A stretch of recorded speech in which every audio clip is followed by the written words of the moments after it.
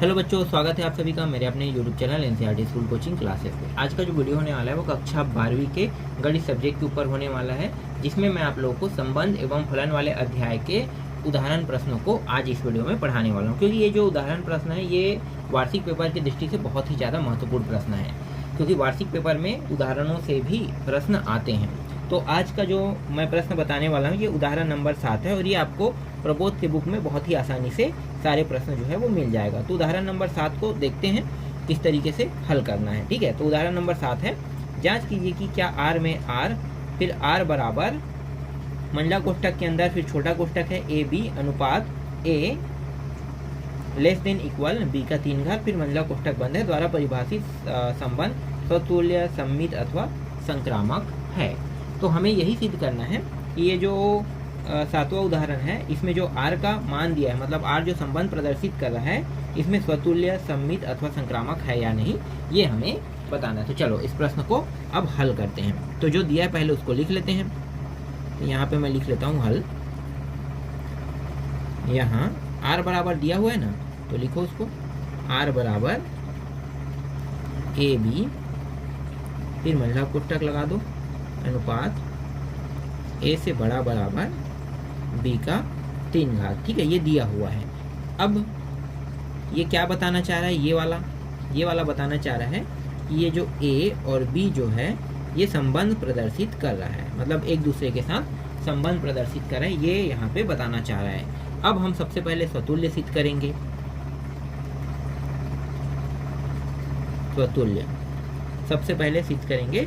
स्वतुल्य है या नहीं पहले ये देख लेते हैं। तो देखो यहाँ पे क्या है, A बड़ा बराबर B का 3 घात दिया हुआ है। ठीक है, लेकिन स्वतुल्य संबंध सिद्ध करने का जो नियम है वो क्या है, A ये होना चाहिए। A और A मतलब अपने आप से इनका संबंध होना चाहिए। ठीक है, तभी वो क्या होगा, स्वतुल्य होगा। अगर ये अपने आप से सिद्ध नहीं कर पाता है तो वो स्वतुल्य नहीं है। अब यहाँ पे देखो A यहाँ पे दिया हुआ है, क्या दिया हुआ है, A दिया हुआ है।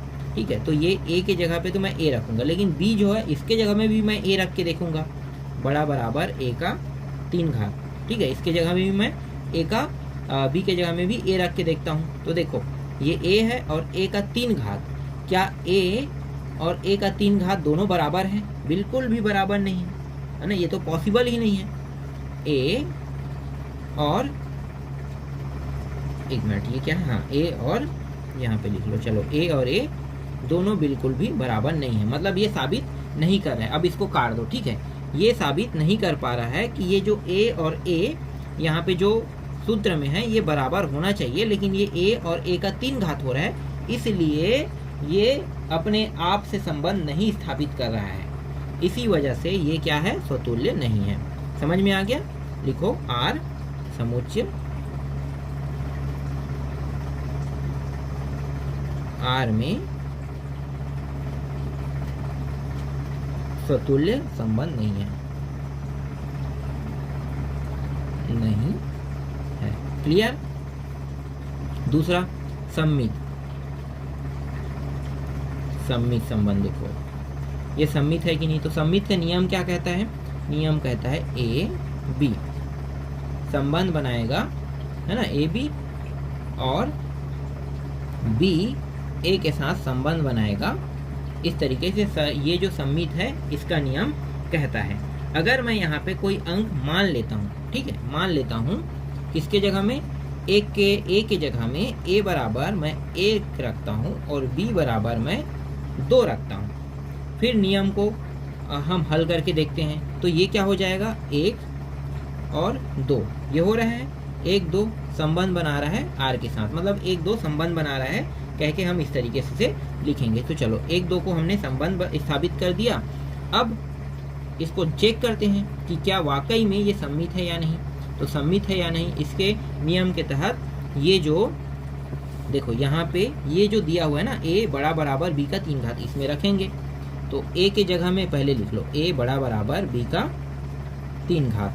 तो A के जगह पे कितना रखेंगे, 1 रखेंगे, और B के जगह में कितना रखेंगे, 2 रखेंगे, 2 का 3 घात रखेंगे। ठीक है, इस तरीके से 2 का 3 घात हमने रख दिया।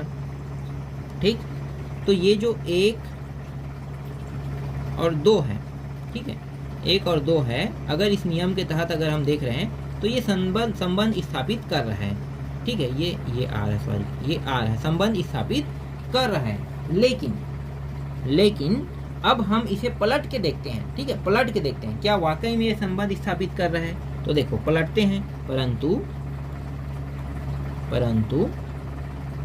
पलटने पर, है ना, तो b बड़ा इस तरीके से a का 3 घात पलट दिए तो यही होगा ना, पलटेंगे तो, ठीक है, पलट दिए तो ये b के जगह पे कितना रहेगा 2, भाई 2 तो b का मान ही है तो 2 ही रहेगा, जैसे यहाँ मैंने पहले ही बता दिया 2 रहेगा। फिर बड़ा बराबर 1 का 3 घात। तो देखो क्या 2 से बड़ा 1 का 3 घात है, यहाँ पे बताओ मुझे भाई। 1 से बड़ा 2 का घात हो सकता है या 2 भी बड़ा हो सकता है, 1 से बड़ा 2 हो सकता है, 2 का 3 घात भी हो सकता है, लेकिन 2 से बड़ा 1 का 3 घात कभी भी नहीं हो सकता, नहीं हो सकता ना, तो नहीं हो सकता। इसलिए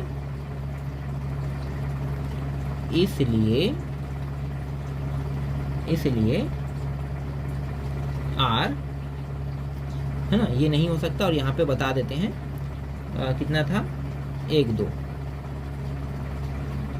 2 और 1 संबंध स्थापित नहीं कर रहा है, ठीक है। यहाँ पे मैंने मुझे नीचे में लिखना था, बगल में मैं लिख दिया, कोई बात नहीं, चलेगा ये, ठीक है। R समुच्चय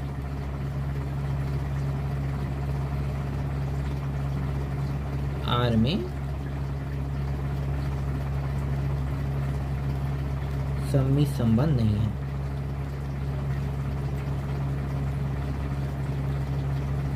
R में सम्मित संबंध नहीं है। इसके बाद संक्रामक देखो, संक्रामक संबंध, ठीक है, संक्रामक संबंध देख लेते हैं। अब संक्रामक संबंध के लिए भी उदाहरण तो लेना ही पड़ेगा, क्योंकि ऐसे ही तो ये बनेगा नहीं, है ना। हम किसी चीज को सिद्ध करेंगे तो उदाहरण तो लेना पड़ेगा। तो यहाँ पे मान लेते हैं, माना, ठीक है, माना 10 का घात, मतलब 10 है, घात वाला नहीं, 10 3 और 2, इसको ले लेते हैं, ठीक है, 10 3 2 और ये रहा R। और इसका नियम क्या कहता है, इसका नियम जो होता है वो होता है A B फिर R, फिर B C फिर R और फिर A C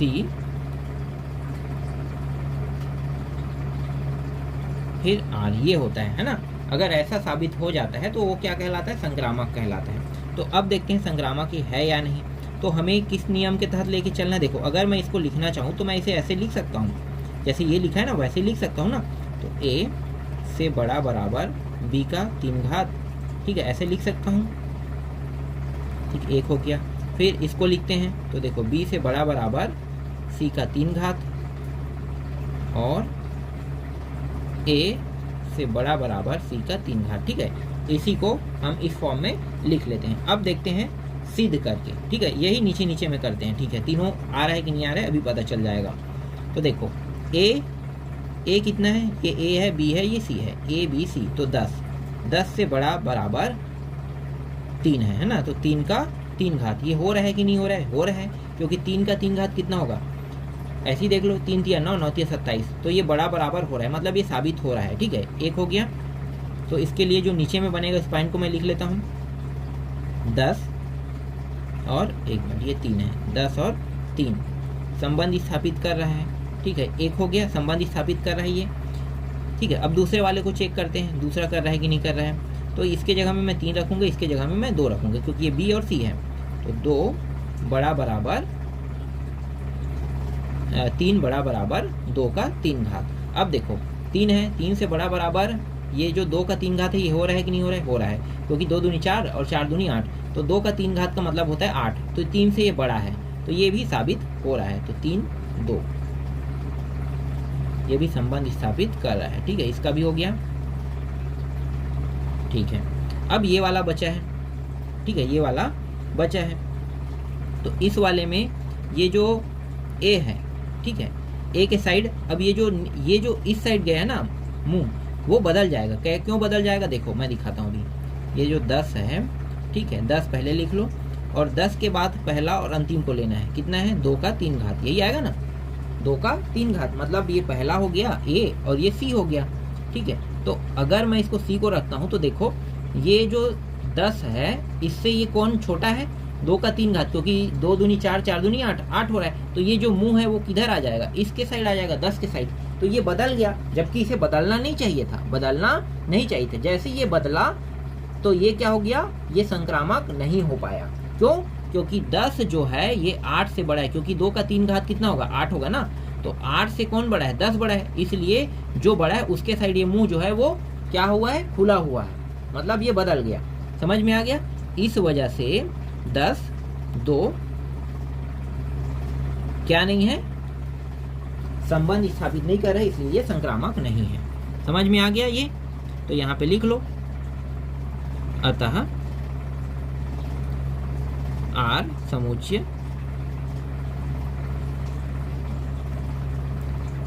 R में संक्रामक संबंध नहीं है। क्लियर? नहीं है। तो इस तरीके से ये प्रश्न पूरी तरीके से कंप्लीट होता है। ये समझ में आ गया होगा आप लोगों को। चलो अब अगला प्रश्न देखते हैं, 8वां प्रश्न।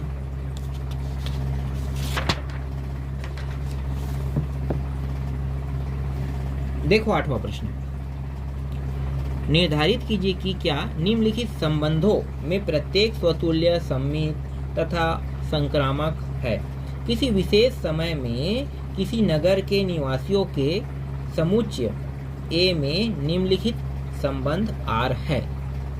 ठीक है, ये यहाँ तक हो गया।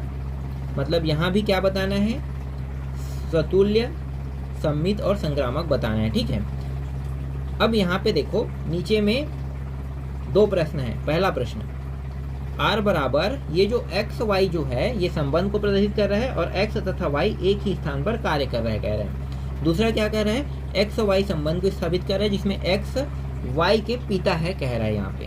ठीक है, तो पहले को हल करते हैं। तो पहला हल करते हैं, तो पहले जो दिया है उसको लिख लेते हैं। हल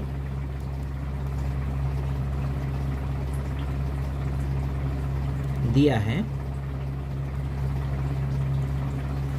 है या यहाँ ऐसे भी लिख सकते हो। ठीक है, हल दिया है R बराबर x y अनुपात x तथा y एक ही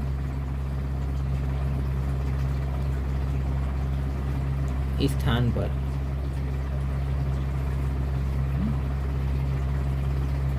कार्य करते हैं।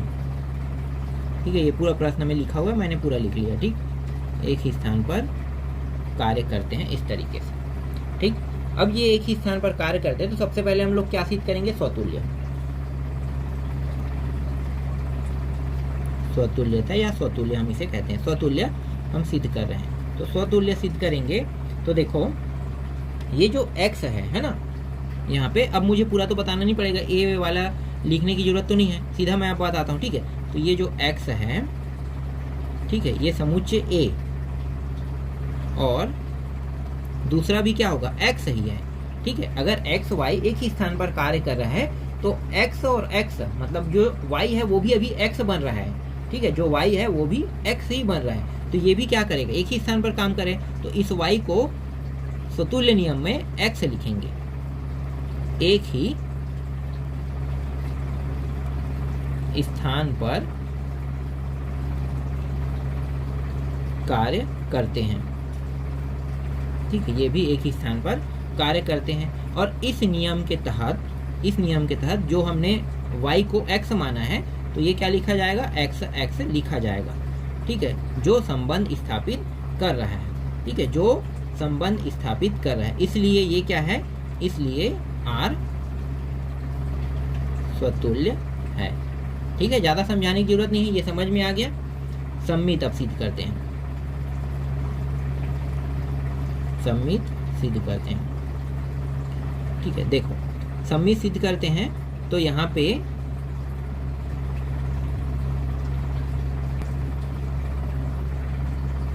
x और y, ठीक है, संबंध स्थापित करेगा इस समुच्चय के साथ, ठीक है, इस समुच्चय के साथ संबंध स्थापित करेगा, तब ये हो जाएगा x y संबंध बना रहा है ना। यहाँ पे इसे इस तरीके से प्रदर्शित करेंगे, ठीक है। अब यहाँ पे ये जो x है, यहाँ पे ये जो x है, ये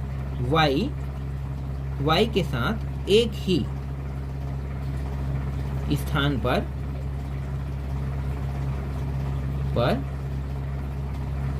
कार्य करते हैं, ठीक है, एक ही स्थान पर कार्य करते हैं। तो देखो, अगर ये एक ही स्थान पर y के साथ x जो है वो एक ही स्थान पर कार्य करते हैं, तो x का मान अगर मैं 1 रखता हूँ तो y का मान मैं 2 रख सकता हूँ, क्योंकि इसमें दोनों अंक अलग अलग होने चाहिए, ठीक है, दोनों अंक अलग अलग होने चाहिए। तो अगर मैं y को 1 ही रख दूंगा तो 1 ही हो जाएगा, तो फिर y लिखने का कोई मतलब नहीं होगा, है ना। तो इसीलिए यहाँ पे x अगर 1 है तो y क्या है, यहाँ पे 2 है, तो 1 और 2 दोनों एक ही स्थान पर कार्य कर रहे हैं। ध्यान देना, दोनों एक ही स्थान पर कार्य कर रहा है, तो भाई अगर इसको पलट भी दिया जाए तो भी तो ये दोनों एक ही स्थान पर कार्य करेगा। समझ में आ गया?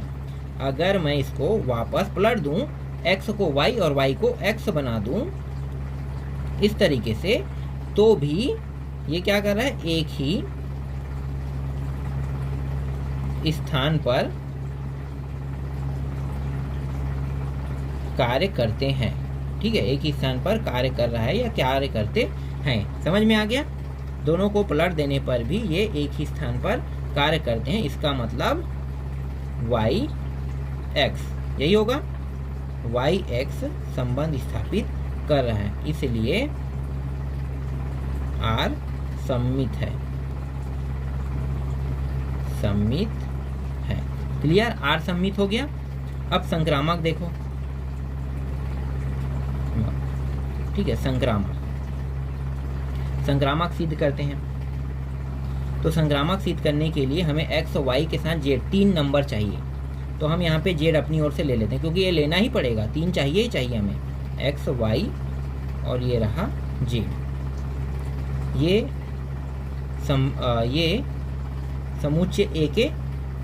समुच्चय A का हिस्सा है समझो।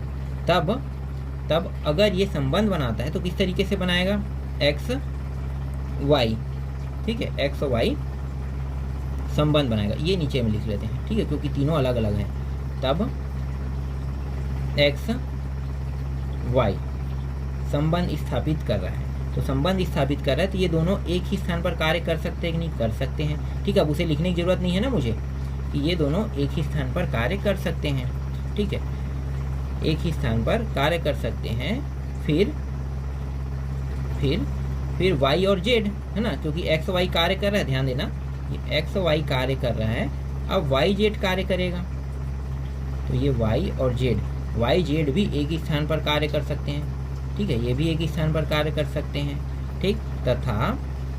तथा ये एक ही स्थान पर कार्य कर रहे हैं, ये दोनों भी एक ही स्थान पर कार्य कर रहे हैं, मतलब ये अगर एक ही स्थान, ध्यान देना थोड़ा सा ना, ये दोनों एक ही स्थान पर कार्य कर रहे हैं और ये दोनों एक ही स्थान पर कार्य कर, तो क्या ये दोनों एक ही स्थान पर कार्य नहीं कर सकते? क्या कर सकते हैं ना। मतलब यहाँ पे यही बताना चाह रहा है कि ये तीनों के तीनों एक ही स्थान पर कार्य कर, तो x और z भी एक ही स्थान पर कार्य कर रहे हैं। क्लियर? इस तरीके से, ठीक। इसीलिए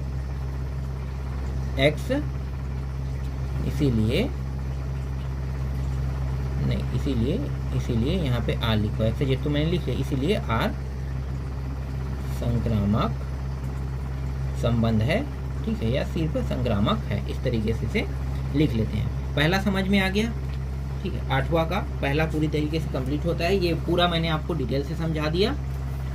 अब इसका दूसरा देखो, दूसरा क्या कह रहा है, सेकेंड। दूसरा प्रश्न पहले मैं लिख लेता हूँ, यहाँ दिया क्या है, R बराबर x ये y अनुपात x y के पिता है, ठीक है। इस तरीके से यहाँ पे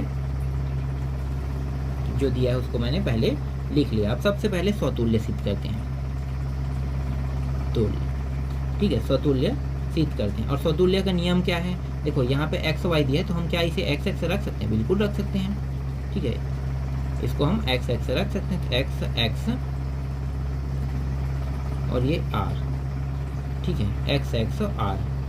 अब यहाँ पे देखो एक्स एक्स मतलब ये जो y है इसको भी x रखेंगे तभी तो स्वतुल्यता सिद्ध करेगा ना। तो क्या यहाँ पे जो कह रहा है वो वाकई में सही हो रहा है। x जो है ये जो y का क्या है, पिता है, x जो है वो y का पिता है। तो अगर हम y को भी x मानते हैं तो क्या x x का पिता हो सकता है, ध्यान देना, x x का पिता हो सकता है, बताओ मुझे, क्या कोई स्वयं का पिता हो सकता है, ये बताओ।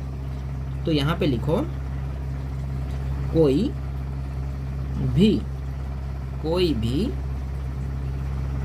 भी जो x हमने माना है ना, कोई भी x स्वयं का पिता नहीं हो सकता, नहीं हो सकता। समझ में आ गया भाई, कोई स्वयं का पिता तो नहीं हो सकता, इसीलिए ये क्या है, स्वतुल्य नहीं है। आर स्वतुल्य नहीं है। संबंध में समझ में आ गई ये। अब सम्मित देखो, सम्मित का नियम क्या कहता है। तो सम्मित में अब एक्स वाई आएगा, है ना, एक्स वाई संबंध आर, जहां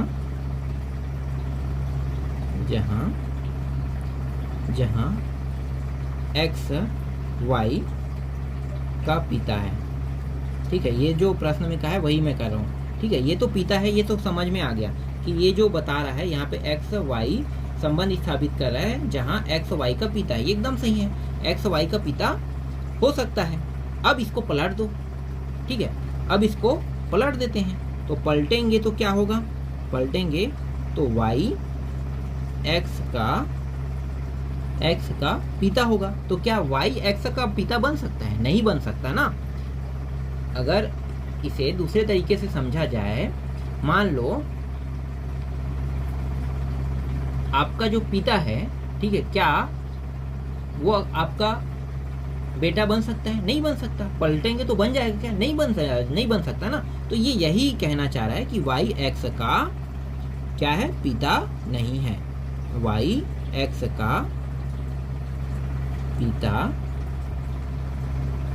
नहीं है, ठीक है, पलटने पर ये उल्टा नहीं हो सकता। तो यहाँ पे y x बिल्कुल भी संबंध स्थापित नहीं कर रहा है। तो संबंध स्थापित नहीं करता है उसे हम क्या करते हैं, काट देते हैं। तो यहाँ पे लिखो इसलिए r सम्मित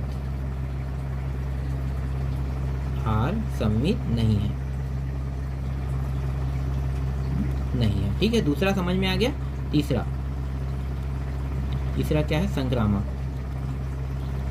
ये प्रश्न नहीं है ना, पॉइंट है, तीसरा पॉइंट संक्रामक, ठीक है। संक्रामक के लिए मान लेते हैं, एक अंक हमें मानना पड़ेगा, इसलिए यहाँ पे मान लेते हैं एक्स वाई पहले ही दिया था लेकिन जेड नहीं दिया है, ठीक है, और ये समुच्चय बना रहा है, ठीक है। अब यहाँ पे एक्स और वाई को रखते हैं, एक्स वाई इस तरीके से आर, ठीक है, एक्स वाई इस तरीके से आर। तो एक्स वाई का पिता है, तो यहाँ पे लिख लो एक्स वाई का पिता है, ठीक है। ये तो साबित कर रहे हैं ना कि एक्स वाई का पिता है, ठीक है, एक्स वाई का पिता है, ये साबित कर रहा है,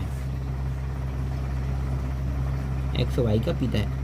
अब क्या करेंगे, वाई जेड को लेंगे, वाई जेड, तो यहाँ पे ले लेते हैं वाई जेड, संबंध स्थापित कर रहा है, तो यहाँ भी ये संबंध बना लेगा, वाई जेड का पिता है, ठीक है, ये भी संबंध स्थापित कर लेगा, वाई जेड का पिता है।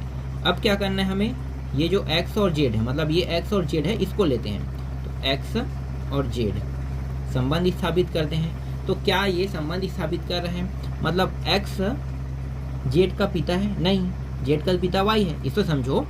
यहाँ पे मैं आपको एक चीज बता देता हूँ, देखो, एक है यहाँ पे पिता, ठीक है, पितामह पहले ही, पितामह, पिता और पुत्र, ठीक है, मतलब दादाजी है ये समझो। तो अभी जो x है, समझो ये x है, ये सबसे बड़ा पितामह, मतलब ये x है, ये y है और ये z है समझो। अब ये जो कह रहा है कि x जो है वो y का क्या है, पिता है, तो ये जो है ये पहला सही हो रहा है, ठीक है। अब क्या कह रहा है, y जो है वो z का पिता है, तो ये पुत्र होगा तभी तो इसका पिता होगा ना, तो ये भी सही कह रहा है।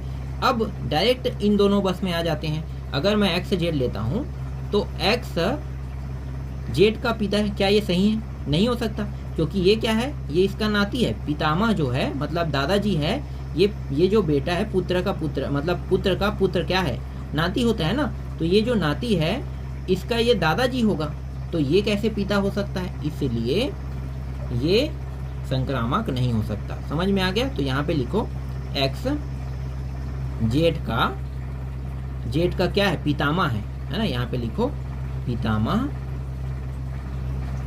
है, इसलिए R संक्रामक नहीं है। क्लियर? इसमें तीनों जो है वो संबंध स्थापित नहीं कर पाया। देखो इस तरीके से प्रश्नों को बनाया जाता है। मैंने बनाया वो तरीका आप लोगों को समझ में आया ना? अगर आप लोग उदाहरण को देखते रहोगे और समझने की कोशिश करोगे तो तुम्हें कुछ भी समझ में नहीं आएगा।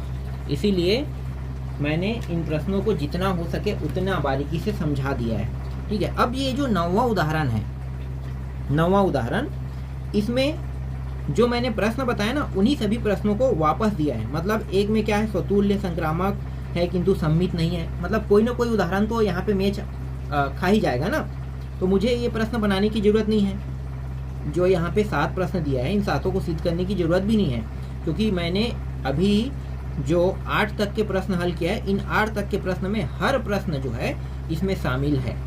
तो ये वाला समझो कि ये 8 तक के प्रश्न में ये शामिल प्रश्न है, इसलिए इसे बनाने की जरूरत नहीं है और तुम्हें भी इसमें टाइम वेस्ट करने की जरूरत नहीं है। तो सीधा हम लोग आते हैं अब 10वां प्रश्न में। 10वां प्रश्न है, माना ए 1 2 3 है, तब सिद्ध कीजिए कि ऐसे संबंधों की संख्या 3 है जिनमें 1 2 और 2 3 है और जो स्वतुल्य तथा संक्रामक है किंतु सम्मित नहीं है, कह रहा है। तो चलो अब इस प्रश्न को हल करते हैं। तो यहाँ पे समुच्चय ए, यहाँ पे लिखो हल समुच्चय ए, समुच्चय ए में परिभाषित क्रमित युग्म, देखो क्रमित युग्म जो है 2 युग्म इसमें दिखाई दे रहा है ना, तो क्रमिक युग्म एक क्या है, 1 2 और दूसरा क्या है 2 और 3, 2 और 3 सहित संबंध छोटा है, छोटा संबंध है, ये भी कह सकते हो संबंध है, इस तरीके से, ठीक है, छोटा संबंध है। तो यहाँ पे अब R को निकाल लेते हैं। तो R को निकाल लेते हैं, तो जो समुच्चय दिया हुआ था ना, माना A वाला समुच्चय जो प्रश्न में दिया था वो क्या था, 1 2 3 था ना, 1 2 3 और 3 छोटा क्या है, 3 छोटा संबंध है। तो इन छोटे संबंधों को तो भी लिख लेते हैं, मतलब इन दोनों के आगे और संबंध है, इन दोनों के आगे और संबंध है। तो यहाँ पे मैं उन संबंधों को लिख लेता हूँ। मैं थोड़ा सा यहाँ पे बगल में बता देता हूँ। देखो ये आपको अलग से लिखने की जरूरत नहीं, ये लिखना चाहो तो शुरू में लिख लेना, ये इससे पहले लिख लेना, ठीक है, इससे पहले, मतलब मैं यहाँ पे इस हल को काट देता हूँ, यहाँ पे हल लिख लेता हूँ। चलो ये हल, अब A बराबर 1 2 3 इस तरीके से मैं इसे लिख लेता हूँ, क्योंकि इसी को यहाँ पे हमें यूज करना है, ठीक है। तो ये हमने लिख लिया 1 2 3 को, ठीक है। अब ये जो 1 2 3 है, इसी से ही बहुत सारे क्रमिक युग्म बनेंगे। तो यहाँ से जो बड़े क्रमिक युग्म है ना, कौन सा 1 2 और 2 3 बना, लेकिन छोटे क्रमिक युग्म जो है वो स्वयं से भी बन रहा है, 1 1 2 2 3 3 से भी बन रहा है, तो उसको हमने लिखा नहीं। तो अब यहाँ पे लिख रहे हैं 1 1 2 2, ये छोटा वाला है, 3 और 3। अब जो बड़ा है इनको इसके साथ ऐड कर देते हैं, 1 2, क्योंकि प्रश्न में 3 छोटे के जिक्र किए ना, तो 1 2 3 3 तो हो गया, और ये 2 और 3। इस तरीके से ये क्रमित युग्म हमें प्राप्त होगा। ठीक, यहाँ तक समझ में आ गया। अब इन प्रश्नों के माध्यम से, मतलब ये जो प्रश्न है इसमें इन्हीं के माध्यम से हमें संक्रामक, स्वतुल्य और सम्मित सिद्ध करना है। तो सबसे पहले स्वतुल्य देख लेते हैं। स्वतुल्य देखते हैं। स्वतुल्य का नियम क्या कहता है? स्वतुल्य का नियम कहता है, जैसे यहाँ पे ए, अगर मैं इन दोनों को ए मानूं तो ए संबंध स्थापित करेगा आर के साथ। क्या ये कर रहा है? तो एक एक रख के देख लो, 1 और 1 आर। अगर 2 है तो 2 2, 3 है तो 3 3। कर रहे हैं ना। इसका मतलब क्या है? ये स्वतुल्य है, इसलिए आर स्वतुल्य है। ठीक है, पहला बन गया, मतलब पहला जो है वो स्वतुल्य सिद्ध हो गया। अब देखो सम्मित को सिद्ध करो। तो सम्मित को सिद्ध करने का नियम क्या कहता है कि ए बी, ये आर तथा बी ए फिर आर। ठीक है, ये देखते हैं हो रहा है कि नहीं हो रहा है। तो यहाँ पे 1 और इसके जगह हम 2 रखेंगे इस बार, क्योंकि ये दोनों अलग अलग हैं। तो 1 और ये रहा 2।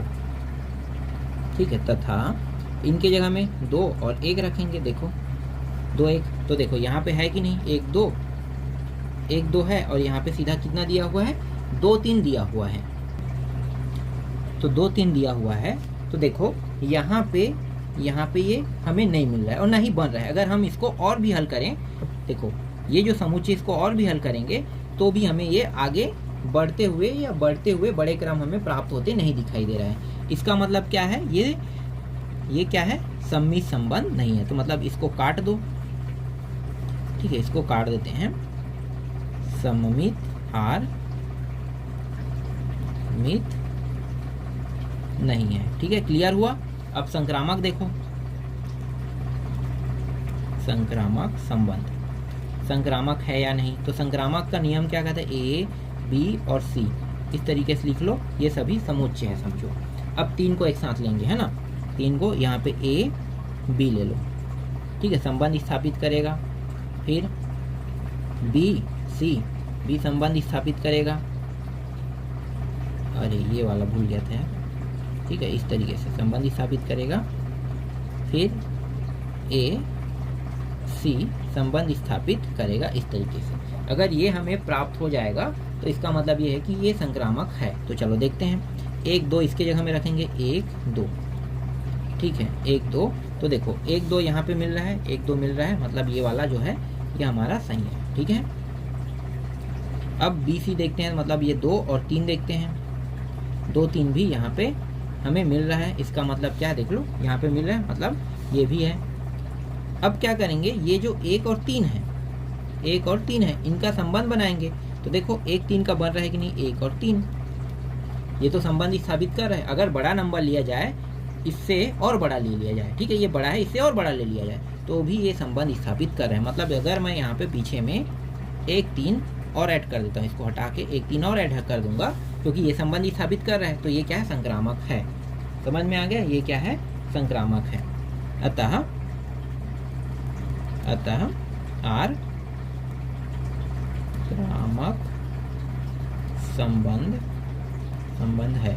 ठीक है, छोटा को भी हमने लिया, अपनी ओर से 3 हमने ऐड किया। ठीक है, जैसे प्रश्न में कहा है वैसे हमने ऐड किया 3 और 1 पीछे में ऐड किया। ठीक है, तो जब हमने ऐड किया ना, जैसे 3 छोटा ऐड किया तो वो स्वतुल्य हो गया, और जैसे हमने 1 ऐड किया तो संक्रामक हो गया। समझ में आ गया? तो इस स्थिति से ये जो 8वां प्रश्न है, जैसा हमें सिद्ध करने के लिए कहा था वैसा इसमें हमने सिद्ध कर दिया। ठीक है, 8वां नहीं, ये कौन सा था? 10वां था, 10वां प्रश्न था। तो इस तरीके से उदाहरण के जितने भी प्रश्न हैं वो सारे प्रश्न यहाँ पे कंप्लीट होते हैं। अब मैं आप लोगों को प्रश्नावली के प्रश्नों को बताऊंगा।